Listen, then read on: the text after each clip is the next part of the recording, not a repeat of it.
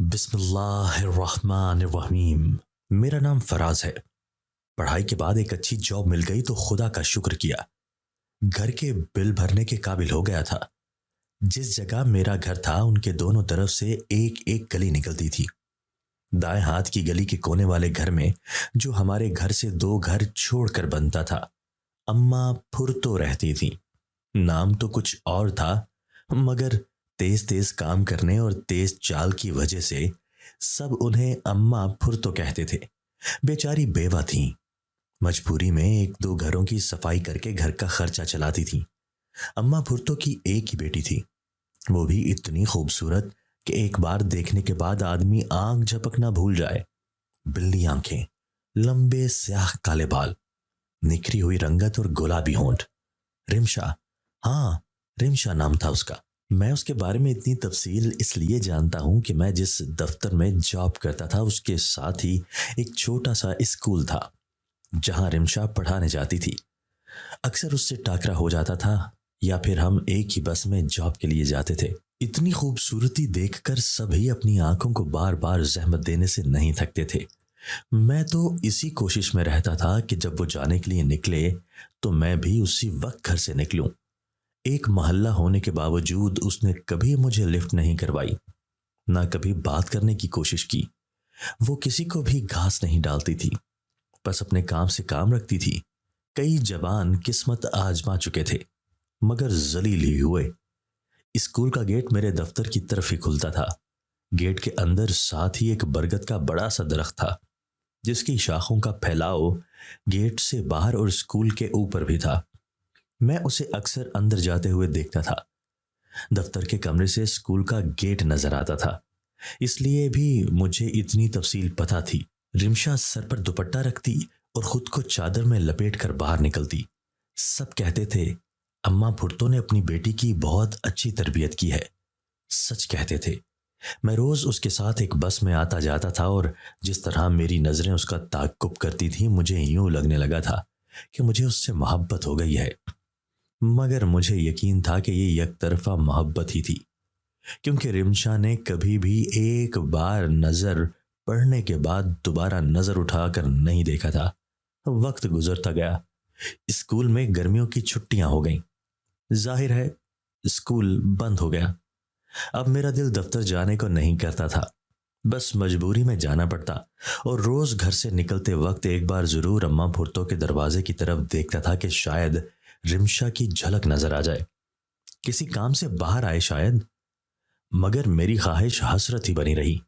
एक दिन शाम की चाय पीते हुए अम्मी ने बताया कि अम्मा भुट्टो तो आजकल कुछ परेशान सी नजर आती हैं। मैंने चाय की चुस्की लेते हुए पूछा, वो क्यों भला?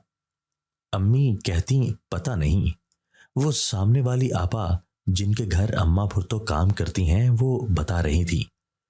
चुप चुप और परेशान रहने लगी हैं अम्मा भुट्टो। पूछा भी है कि बेटी की फिक्र है या कोई और मसला? बस हाँ जी नहीं जी इसी तरह कर रही है। अल्लाह जाने उन्हें क्या मसाइल हैं। अल्लाह सबके मसले हल करे। मैंने फौरन आमीन कहा अम्मी की उस लंबी बात के बाद और सोचने लगा, रिमशा तो बाहर भी नहीं निकलती जो किसी लड़के के तंग करने का चक्कर हो। स्कूल भी लड़कियों का है, किसी अजनबी को अंदर जाने की इजाजत नहीं। आखिर बात क्या होगी? इन्हीं सोचों में मेरी चाय खत्म हो गई। जो मैंने सोचा था मजे ले लेकर पीऊंगा। 2-3 दिन बाद दफ्तर से घर आया तो अम्मी घर नहीं थी। चलो जी, अब खुद खाना गर्म करना पड़ेगा। मैंने दफ्तरी बैग एक तरफ रखा और निढाल होकर सोफे पर जैसे गिर गया। लगता है मोहल्ले वालों को फिर कोई काम पड़ गया है या फिर किसी की दिलजोई करने गई हैं। मेरी अम्मी की आदत थी सबसे हर तरह की हमदर्दी करने की। मैं किचन में गया, ट्रे में बर्तन लगे थे, माइक्रोवेव में सालन गर्म किया, रोटी हॉट पॉट में गर्म ही थी। मेज पर बैठकर खाने लगा। माएँ अगर काम से बाहर जाती भी हैं तो औलाद के सारे काम करके जाती हैं। खुदा ने क्या नेमत दी है। इन्हीं सोचों में गुम था कि सामने से अम्मी कमरे में दाखिल हुईं। वाह जी वाह, क्या सालन बनाया है मेरी माँ ने। मैंने प्यार से आखिरी लुकमा लेते हुए कहा। अम्मी खामोशी से सोफे पर बैठ गईं। मैंने वो खत्म करके अम्मी की तरफ देखा, वो काफी परेशान लग रही थी। मैं उनके पास सोफे पर बैठ गया। क्या बात है अम्मी जी, खैरियत तो है? आपकी तबीयत ठीक है? क्या हुआ है? मेरी बेचैनी देखकर अम्मी ने मेरे हाथ के ऊपर अपना हाथ रख दिया और प्यार से बोली, हाँ बेटा, मैं बिल्कुल ठीक हूं। बस किसी का गम परेशानी मुझे खुद बेचैन कर देती है। अल्लाह किसी माँ को औलाद की कोई परेशानी ना दिखाए। माँ अंदर से खत्म हो जाती है औलाद की तकलीफ देखकर ही। अम्मी ने एक ठंडी सांस भरते हुए कहा, आखिर हुआ क्या है, कुछ तो बताए ना माँ जी। मैंने अम्मी का बाजू दबाते हुए पूछा, होना क्या है बेटा? वो अम्मा पुरतो की बेटी है ना, कह रहे हैं शायद उस पर जिन का साया हो गया है। अच्छी भली मासूम बच्ची अपने आप में गुम हो गई है, अजीब हरकत कर रही है। चलो पहले तो उसे जहनी बीमारी समझा गया, मगर फिर अम्मा भुट्टो ने बताया उसके कमरे से खुशबू आती है। वो बताती है कि एक दिन इस रिब्शा के कमरे से आधी रात को बातों की आवाज़ आ रही थी। मैंने उठकर खिड़की से देखा, वहां कोई नहीं था, मगर वो अपने सामने देखकर बातें कर रही थी। इसे आवाज़ दी, रिमशा रिमशा इधर आओ। तो वो हंसती हुई आई, बहुत खुश लग रही थी। इस वक्त क्यों बुला रही हो अम्मा? उसने इसी तरह हंसते हुए पूछा। अम्मा कुछ घबरा सी गईं और बोली, बेटा अभी तक जाग क्यों रही हो, सोई नहीं? तो बोली, सो जाऊंगी जब नींद आएगी, मेरी फिक्र ना किया करें, मैं बहुत सुकून में हूं। और हंसती हुई चली गई। अम्मा ने सारी रात रोते हुए और दुआएं करते हुए गुजार दी। हमें तो सुनकर यकीन नहीं आ रहा, पर कोई माँ अपनी बेटी के बारे में कोई झूठी बात किसी से करके बदनाम तो नहीं कर सकती। बहुत फिक्र हो रही है। अम्मी ये सब कुछ कहकर खामोश हो गईं और अब मुझे भी परेशानी होने लगी। इतनी नेक शरीफ खूबसूरत लड़की को एकदम क्या हुआ और कैसे? अल्लाह बेहतर करेगा अम्मी जी, परेशान ना हो। किसी डॉक्टर को दिखाना था या दिखाया अम्मा ने? मैंने पूछा। आज लेकर जाएंगे डॉक्टर के, मैं और सामने वाली आंटी भी साथ जाएंगे। बेचारी अम्मा भुर्तो ने काफी मिन्नतें की कि हम इसके साथ चलें, बस अल्लाह रहम ही करे। आमीन कहकर मैं अपने काम में मशगूल हो गया। सुबह दफ्तर के लिए निकला तो उस घर पर नजर पड़ी। 2 घर छोड़कर ही था अम्मा भुर्तो का घर, यानी करीब ही था, मगर अजीब सी वीरानी छाई हुई थी। शायद कल की बातें सुनकर ऐसा महसूस हो रहा था, या शायद मेरा दिल रिमशा की वजह से परेशान था। खैर, मैं दफ्तर चला गया। जब शाम को घर आया तो अभी दरवाजे पर पहुंचा ही था कि अम्मा पुरतो के घर से शोर शराबे की आवाज़ें सुनकर मेरे कदम खुद ब खुद उस तरफ उठ गए। अम्मा तो शाम होते ही बाहर की लाइट जला देती थी, मगर आज मुकम्मल अंधेरा था। मैंने सोचा शायद वो आज परेशानी में लाइट जलाना भूल गई, मगर आवाज़ें कैसी हैं, कोई चोरी चकारी? ओह, ये सोचकर मैं फौरन उनके दरवाजे पर पहुंचकर खटखटाने ही वाला था कि मैंने देखा दरवाजा खुला है। अब तो मुझे यकीन हो गया कि कोई और ही चक्कर है। मैंने हल्की सी दस्तक दी। अंदर से अम्मा भुर्तो की आवाज आई, जो कुछ घबराहट में बोल रही थी और कुछ अजीबो गरीब ना समझ आने वाली आवाजें थी। पहले मैंने सोचा अम्मी को बुला लाऊं, फिर सोचा अंदर की सूरत हाल देख लूं, कोई खतरे की बात हुई तो पुलिस को बुला लूंगा। अंधेरे में कुछ समझ भी नहीं आ रहा था। मैं थोड़ा सा आगे गया, कमरे की खिड़की से अंदर झांका। अंदर थोड़ी रोशनी थी। अंदर का मंजर देखकर मेरी आंखें फटी की फटी रह गईं।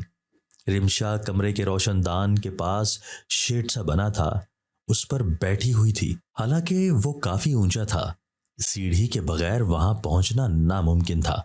उसका खूबसूरत चेहरा लाल सुर्ख था, आंखें भी इतनी सुर्ख थीं जैसे इनमें खून उतरा हो। वो मुंह से अजीब अजीब आवाजें निकाल रही थी। नीचे खड़ी बेचारी अम्मा भुर्तो उसे बुला रही थी और साथ साथ दुआएं भी पढ़ती जा रही थी। ये मंजर देखकर मुझे तो पसीना आ गया। बेचारी अम्मा का क्या हाल हो रहा था। फिर मैंने देखा वो मर्दाना आवाज में बोली, मैंने पहले इस पर कब्जा किया है, तू बाद में आया है। कमरे में दूसरी आवाज गूंजी, नहीं, इसे पहले मैंने देखा था, तू धोखे से पहले आया, मैंने पहले इसे पसंद किया, तुझे जाना होगा, जा वरना मैं तुझे जलाकर भस्म कर दूंगा। वो आवाज बंद हुई तो रिमशा मर्दाना आवाज में गुर्राई, रात के अंधेरे में ये खौफनाक मंजर दिल दहलाने के लिए काफी था। इस बहस मुबाहिसे में अचानक रिमशा ने अपने मुंह पर खुद ही जोरदार थप्पड़ मारा। फिर उसने हवा में एक मुक्का मारा। फिर वो उड़कर पंखे से चिपक गई। वहां कभी खुद को और कभी हवा में मुक्के चलाती रही।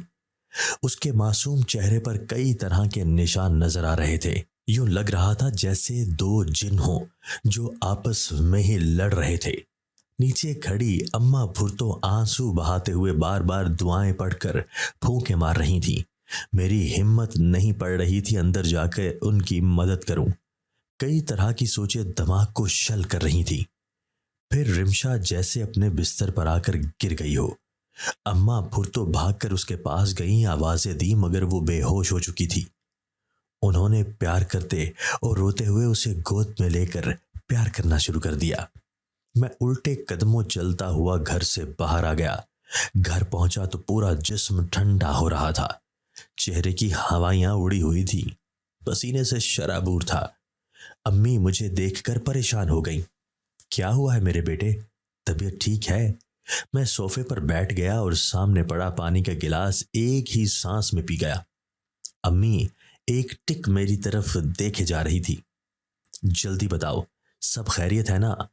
मेरा दिल बैठा जा रहा है। मैंने टिश्यू से चेहरा साफ किया और बोला, दिल को ना बैठने दें, सब ठीक है, बस दफ्तर से आया तो। फिर मैंने सारी बात अम्मी को अलिफ से ये तक तफसील से बताई। वो भी परेशान हो गई और आइंदा मुझे उधर जाने से मना किया। माँ तो आखिर माँ होती है। मैंने तसल्ली दिलाई और खाना खाने लग गया। दिल नहीं चाह रहा था खाने को, मगर अम्मी की खातिर खाना जरूरी था। एक माँ अपने बच्चे को भूखा कब तक देख सकती है? सारी रात वो मनाजिर मेरी आंखों के सामने फिरते रहे। मैं सोचता रहा, जो खबरें पढ़ते या जिन भूतों की बचपन में कहानियां पढ़ते थे, क्या वाकई हकीकत में आज वो बातें सच होते देख रहा हूं? क्या रिमशा जन्नात की इज्जत में आ चुकी है? नहीं मेरे मौला, इतनी प्यारी मासूम लड़की के साथ ये नहीं होना चाहिए। पता नहीं कब सोचते सोचते आंख लग गई। सुबह उठा तो सारा बदन दुख रहा था। अपनी मोहब्बत को यूं तकलीफ में देखना, और फिर पता नहीं वो कब ठीक हो, कब स्कूल ज्वाइन करे। पता नहीं फिर वो दिन आएंगे या नहीं। इन सोचों ने मुझे निढाल कर दिया था। नाश्ते के बाद मैं दफ्तर के लिए अम्मी को खुदा हाफिज कहकर बाहर निकलकर उसके घर की तरफ देखकर एक ठंडी सांस भरकर चला गया। आज दफ्तर में ज्यादा काम था। वापसी पर रात हो चुकी थी। मैंने पहले ही अम्मी को फोन करके बता दिया था कि लेट हो जाऊंगा। खैर घर पहुंचा। रिमशा के घर के करीब पहुंचकर लगा जैसे यहां अजीब सी वहशत छाई हुई है। इतने में अम्मा भुर्तो अंदर से निकली। एक ही दिन में उनका चेहरा बिल्कुल मुरझा चुका था। सदियों की बीमार लग रही थी। आप ठीक हैं अम्मा जी? मैंने सलाम के बाद मोहब्बत से पूछा। आप परेशान लग रही हैं। हाँ नहीं, वो बेटा, मुझे काली मिर्चें चाहिए थी। मुझे दुकान तक जाना भी मुश्किल लग रहा है। कोई बात नहीं अम्मा जी, मैं घर से दे देता हूं। दुकान तो अब बंद हो चुकी होगी, आप अंदर आएंगी? मैंने दरवाजे पर दस्तक देते हुए कहा। नहीं बेटी, अकेली है। और इतने में उनके घर से बर्तन टूटने की आवाजें आने लगी। वो बोली, मैं चलती हूं, मुझे जल्दी से पकड़ा दो। अम्मी खड़ी हमें हैरत से देख रही थी। मैंने कहा, जल्दी से काली मिर्चें ला दें। अम्मा जी कभी 4 कदम अपने घर के तरफ जाती, कभी 4 कदम हमारे घर तक आती। मैंने तसल्ली दी, मैं देख चुका हूं, कल दरवाजा खुला था। मैं समझा चोर आ गया है। मैं मदद के लिए आया तो खिड़की से सब देखा। अल्लाह आपकी मुश्किल आसान करे। मैं किसी जिन निकालने वाले का पता करता हूं। अम्मी काली मिर्चें ले आई, जो अम्मा ने शुक्रिया कहकर पकड़ी और तकरीबन भागते हुए घर चली गई। या अल्लाह रहम, अम्मी ने कहा। अंदर जाकर मैंने सारी बात अम्मी को बताई। हम काफी देर इस मौजू पर बातें करते रहे। मुझे बेचैनी सी थी कि पता चले रिमशा के साथ क्या हो रहा है। अब मुझे भी एहसास हो रहा था कि किसी आलिम को तलाश करना है। रात अम्मा भुर्तो को कहा भी था। मैं उठा और अम्मी को बताए बगैर बाहर निकल गया। अम्मा के घर की तरफ चल दिया। कौन सा दूर था। करीब पहुंचकर अंदर से उसी तरह की आवाजें आ रही थी उस मकान पर, जैसे मौत के साए लहरा रहे थे। मैंने दरवाजे को धक्का दिया। वो बंद था।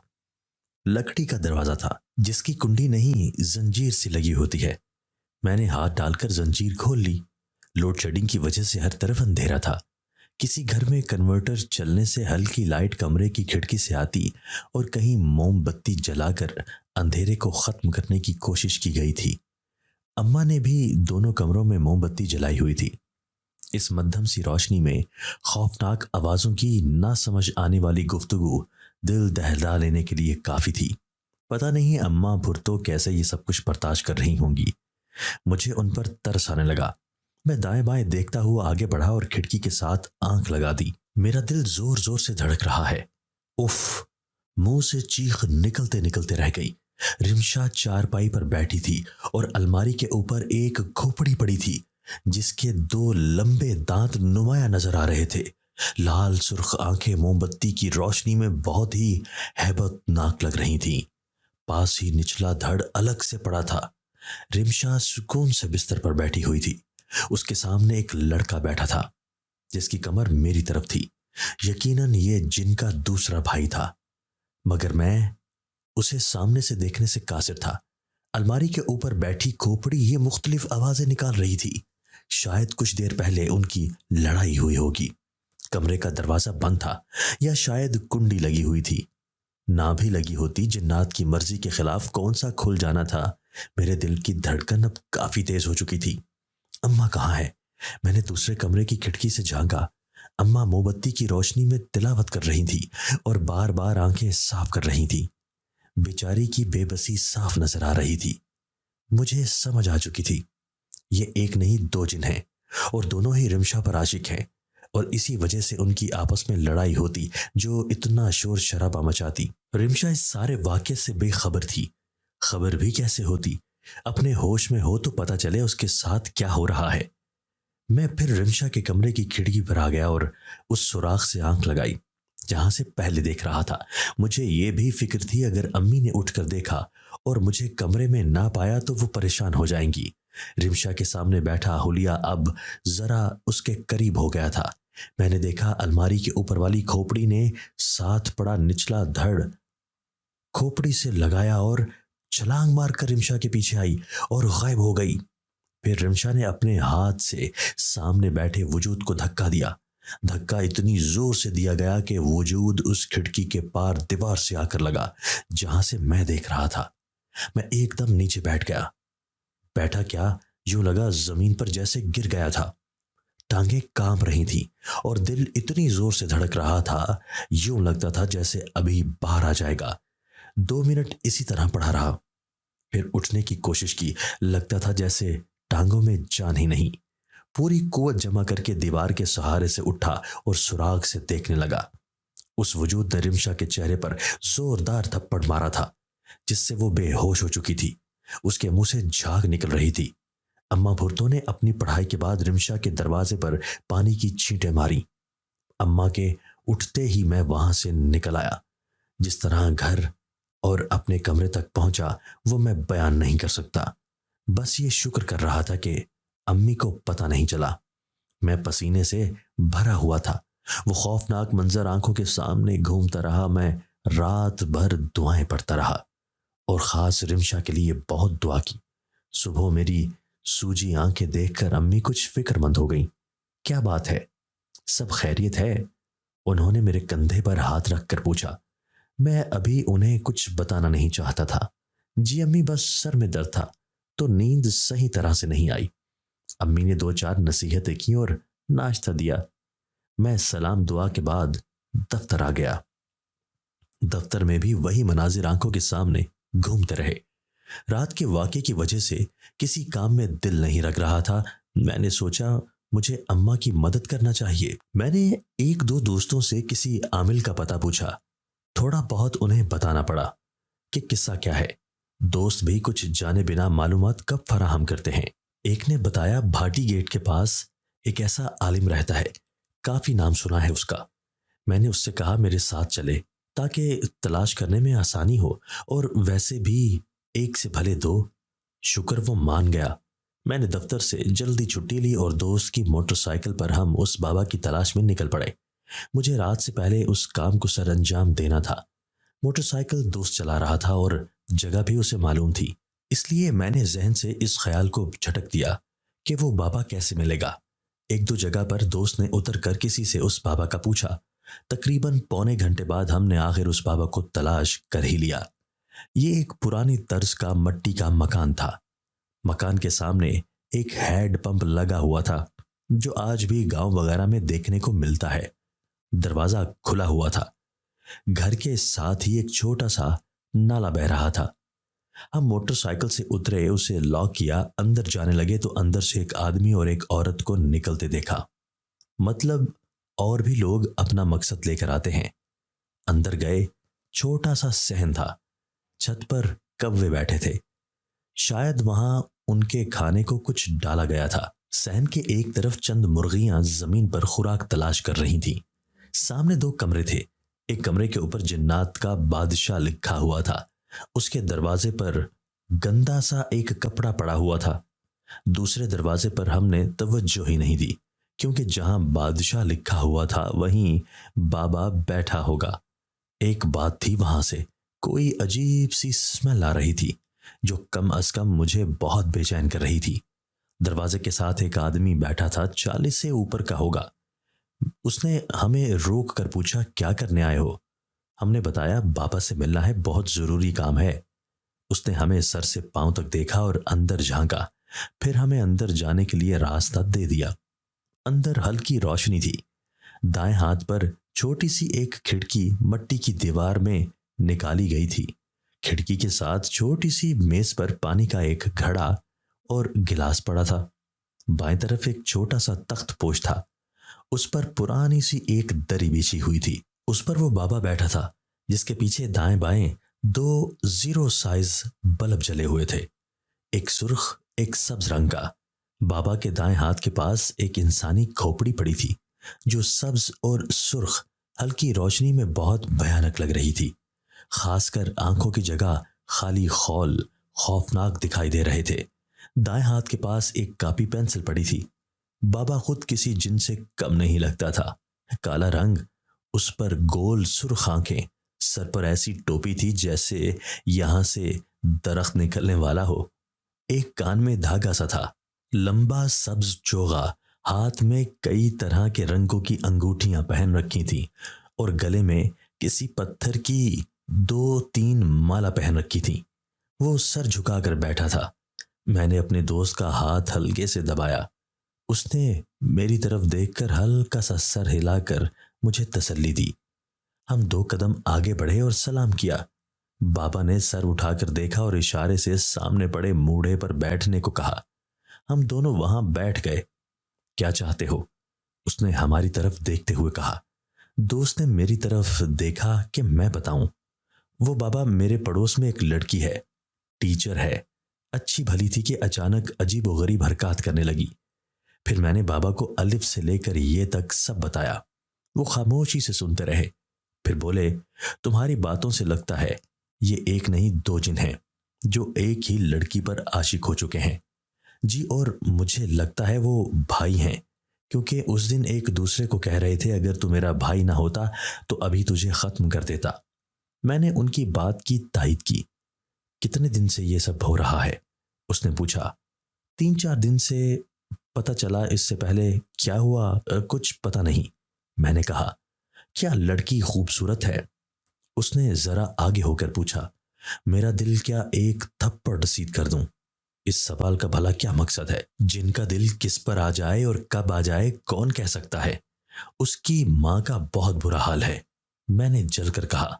शायद मैं वाकई जलन महसूस कर रहा था उसके उस सवाल पर, क्योंकि मैं खुद उसे पसंद करता था और जिसे पसंद किया जाए उसके लिए किसी दूसरे मर्द से कोई ऐसा वैसा जुमला सुनकर ऐसे ही आग लगती है जैसे उस वक्त मुझे लगी थी। 20,000 है मेरी फीस, मगर 2 जिन कहते हो तो 40,000 लूंगा।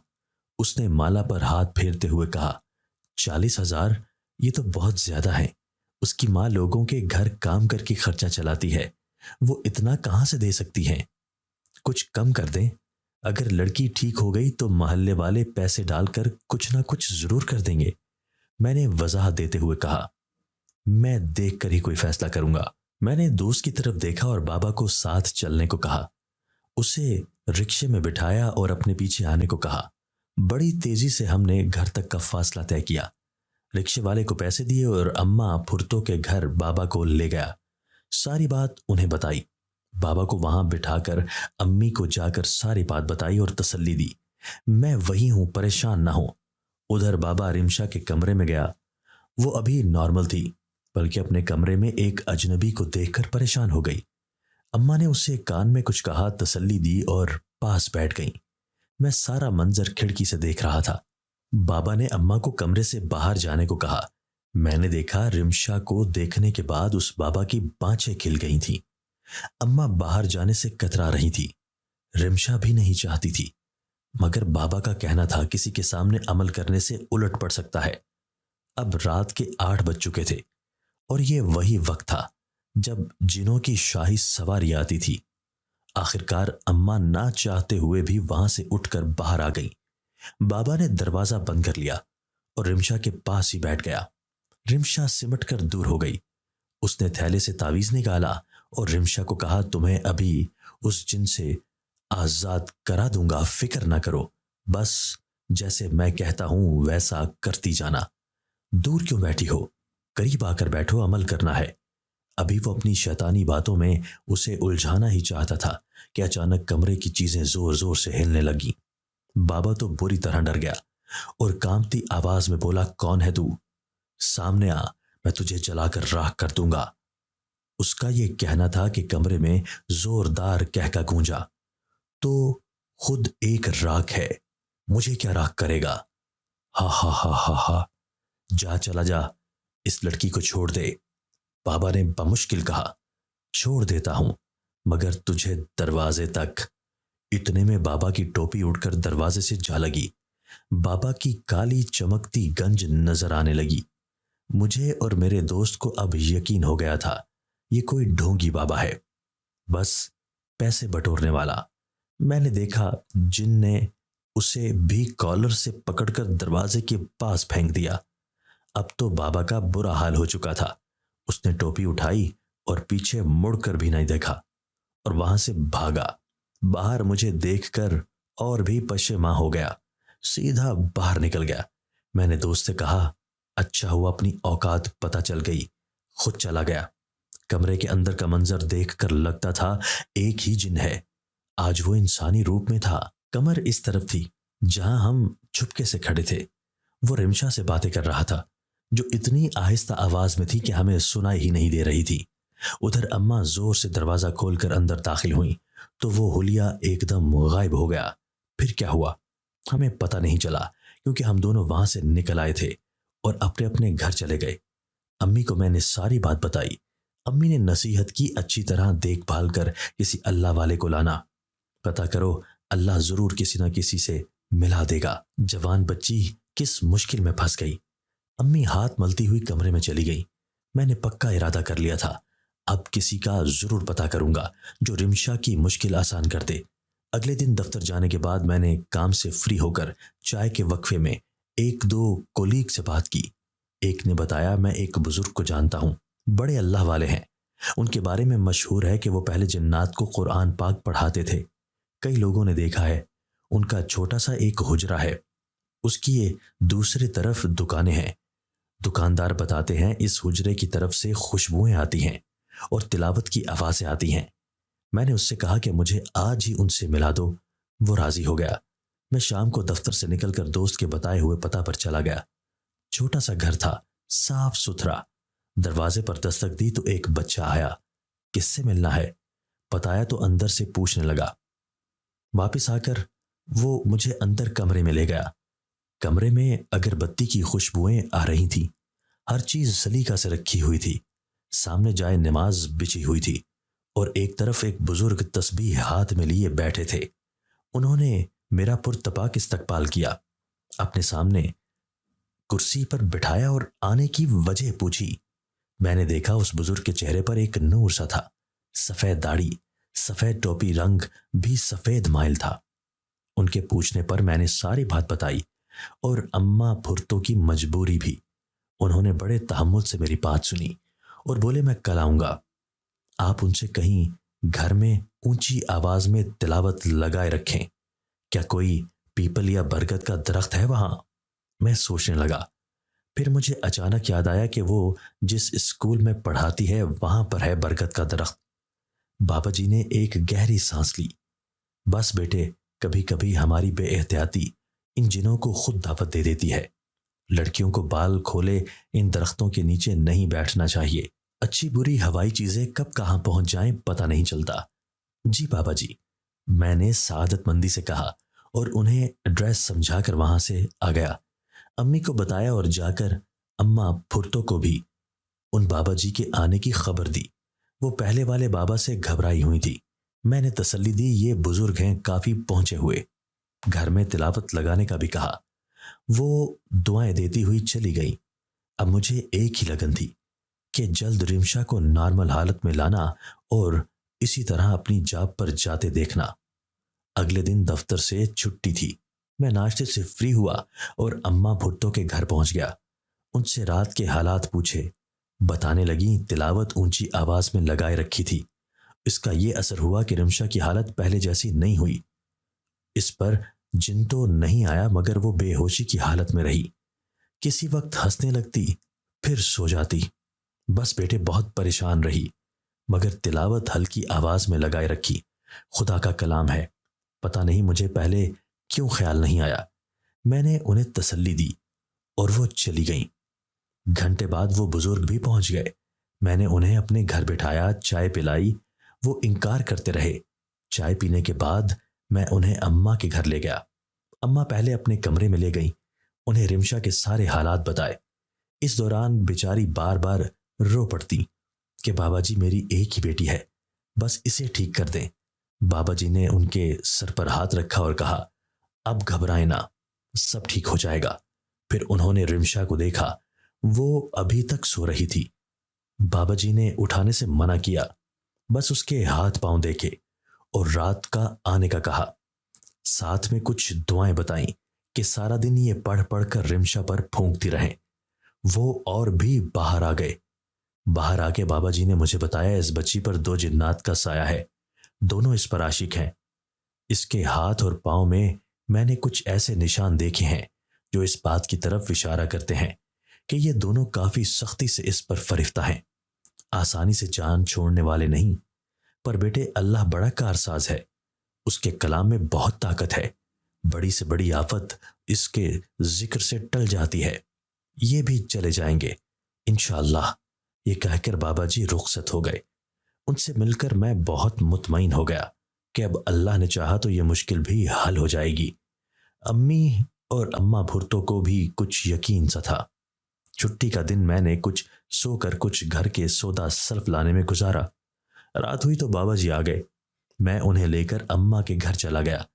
रिमशा उठकर बैठी हुई थी। वो अपने हाथ पर मेहंदी लगा रही थी। मैं अम्मा भुर्तो के कमरे से देख रहा था। ये क्या कर रही है और मेहंदी कहां से आई? मैंने हैरान होकर पूछा। अम्मा बोली, पता नहीं बेटे, शाम से कह रही है कल मेरी शादी है और मेहंदी कहां से आई मुझे खुद नहीं पता, अल्लाह रहम करे। मैंने देखा वो कुछ गा भी रही थी। उसे कोई होश नहीं थी कि कमरे में बाबा जी आए हैं या हम उसे देख रहे हैं। वो अपने आप में मस्त थी। बाबा जी कुर्सी घसीट कर उसके सामने बैठ गए। वो फिर भी अपने काम में मशगूल रही। बाबा जी ने उसका नाम पुकारा। उसने नजर उठाकर उन्हें देखा। वो रिमशा लग ही नहीं रही थी। उसकी आंखों में अजीब बेरौनकी सी थी। वो जैसे नशे में थी। बाबा जी ने बैग से कोई डायरी निकाली और उसमें से कुछ पढ़ने लगे। जैसे ही 10 मिनट गुजरे, उन्हें पढ़ते पढ़ते रिमशा के हाथ से मेहंदी दूर जा गिरी। अब उसके मुंह से अजीब व गरीब आवाजें आने लगी थी। बाबा जी बिल्कुल मुतमईन थे और आराम से अपने ध्यान से पढ़ते रहे। ना वो घबराए, ना परेशान हुए, ना खौफनाक आवाजों से डरे। रिमशा का दुपट्टा उड़ने लगा। अम्मा भुर्तो बुरी तरह घबरा गई थी। इतने में मेरी अम्मी भी वहां आ चुकी थी। उन्होंने अम्मा को मोहब्बत से अपने साथ लगाकर सहारा दिया हुआ था और ये दोनों भी मुंह में मुसलसल विर्द कर रही थी। रिमशा का कमरा भूत बंगले का मंजर पेश कर रहा था। मुख्तलिफ आवाजों का शोर अब बुलंद होने लगा। अम्मा ने घर के सब दरवाजे खिड़कियां जल्दी से बंद कर दी। बाबा जी अभी तक इर्द गिर्द से बेखबर उसी तरह बैठकर पढ़ रहे थे जैसे कुछ हुआ ही ना हो। अचानक भयानक आवाज गूंजी, बाबा चला जा यहां से, वरना हम दोनों तुझे खत्म कर देंगे। बाबा जी फिर भी खामोशी से पढ़ते रहे। उन्होंने नजर उठाकर भी नहीं देखा। इतने में रिमशा के खूबसूरत बाल खुद ही खुल गए और वो चारपाई पर इस तरह बैठ गई जैसे योगा करते हैं। उसके बाद वो सर को गोल गोल घुमाने लगी जैसे धमाल डालते हुए बालों को घुमाते हैं। बाबा जी ने फिर भी न देखा और पढ़ते रहे, बाबा क्यों अपनी जान का दुश्मन बना हुआ है? चला जा, ये मेरी है। नहीं, ये मेरी है। रिमशा कभी एक फिक्रा बोलती, कभी दूसरा। 2 मिनट बाद बाबा जी ने जोर से कहा, हक अल्लाह। आवाज पूरे कमरे में गूंजी। रिमशा सर तकिया पर पटकने लगी। बाबा जी ने फिर कहा, हक अल्लाह, और पढ़ने लग पड़े। 2 मिनट बाद बाबा जी की आवाज आई, देख तुझे जाना होगा। ये तेरी बस्ती नहीं इंसानों की है। तुम यकीनन अच्छे जिन हो। अच्छा बनकर दिखाओ। इस बच्ची को छोड़ दो। कैसे छोड़ दूं? दिल आ गया है।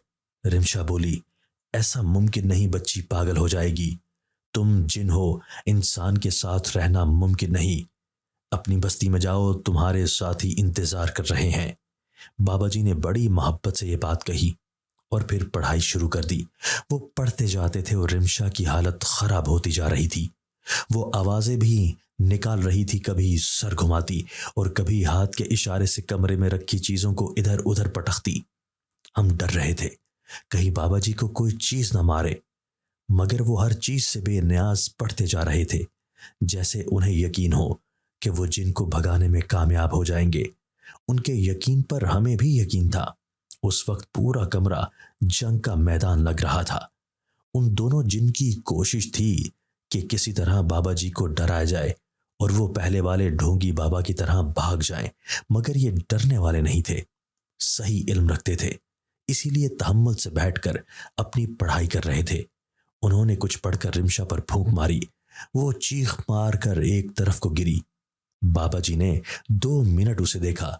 उसका रंग पीला पड़ चुका था।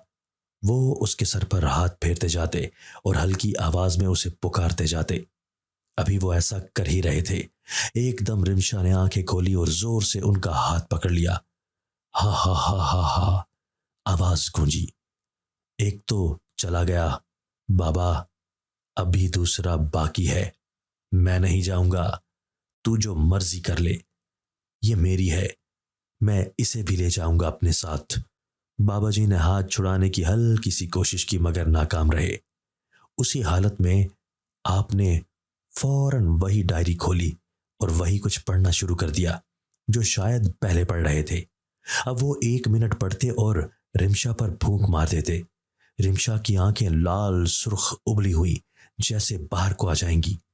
उसके पांव अकड़ने शुरू हो गए। बाबा जी की कमर दोहरी थी मगर आप मुसलसल पढ़ रहे थे।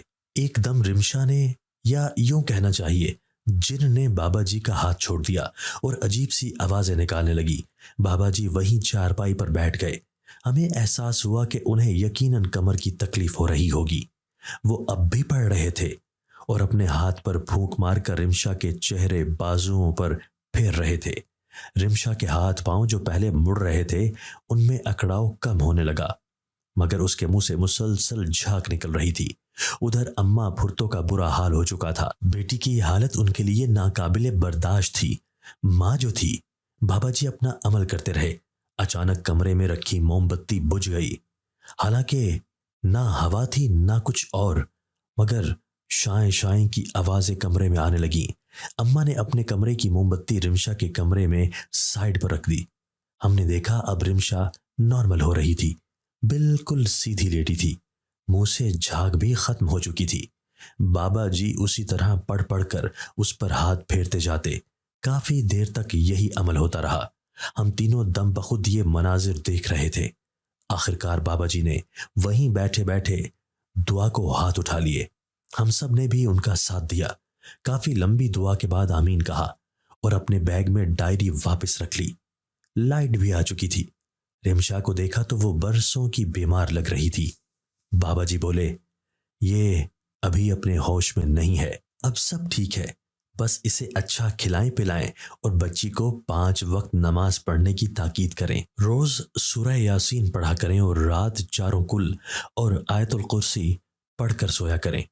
बच्ची मासूम है, याद रखें खुदा के कलाम में बहुत ताकत और बरकत है। इसके कलाम के आगे कोई जिन शैतान नहीं ठहर सकता। अभी सोने दें, इसे सुबह नहा धोकर खुशबू लगाएं और इसके सामने इन बातों का जिक्र ना ही करें। अल्लाह ने चाहा तो जल्द जिंदगी की तरफ वापस आ जाएगी। अम्मा भुर्तो ने आगे बढ़कर बाबा जी का हाथ चूम लिया और रोते हुए बोली, आपका बहुत बड़ा एहसान है, बताइए क्या पेश करूं। बाबा जी मुस्कुराए और कहने लगे, एहसान कैसा, इंसान ही इंसान के काम आता है, बस वसीला खुदा बनाता है। ये बना आपका वसीला। उन्होंने मेरी तरफ इशारा किया। जी जी बिल्कुल अम्मा भुर्तो बोली, ये मेरा बेटा ही है। बाबा जी जाने के लिए खड़े हो गए। बाबा कोई नजराना, हमने एक साथ पूछा। वो फिर मुस्कुराए और उंगली से आसमान की तरफ इशारा करते हुए बोले, नजराना वो देगा, उसका कलाम पढ़ा, अजर भी वो ही देगा। अब बस बच्ची का ख्याल रखें और मुझे इजाजत दें। ये कहकर वो बाहर की तरफ चल दिए। रात के 10 बज रहे थे। मैं भी उनके साथ चल पड़ा कि आपको रिक्शा लेकर दूंगा। खैर मैंने उन्हें रिक्शे में बिठाया। उनके इनकार के बावजूद पैसे दिए और अम्मा भुर्तो के घर आ गया। अम्मा ने मुझे बहुत प्यार किया और दुआएं दी। रिमशा अभी भी बेहोश थी, मगर अब एक तरह का सुकून था कि उसके घर की आजमाइश खत्म हुई। मैं और अम्मी अम्मा भुर्तो से इजाजत लेकर घर गए। आज मैं बहुत खुश था। एक तो रिमशा के काम आया, दूसरा अम्मा भुर्तो का एतमाद लेने में कामयाब हुआ। अब मैं रिमशा के लिए अम्मी से बात कर सकता था। यूं लगता था जैसे सदियों की थकन उतर गई। दोस्तों, अगर आपको आज की हमारी ये वीडियो पसंद आई है तो इसे लाइक कीजिए और इसे अपने प्यारों के साथ शेयर जरूर कीजिएगा। और हाँ, अगर आपने अभी तक हमारा चैनल सब्सक्राइब नहीं किया तो हमारा चैनल सब्सक्राइब कर दीजिए और बेल आइकन भी प्रेस कर दीजिए ताकि हमारी हर नई आने वाली वीडियो आपको बर वक्त मिल सके। अल्लाह हाफिज।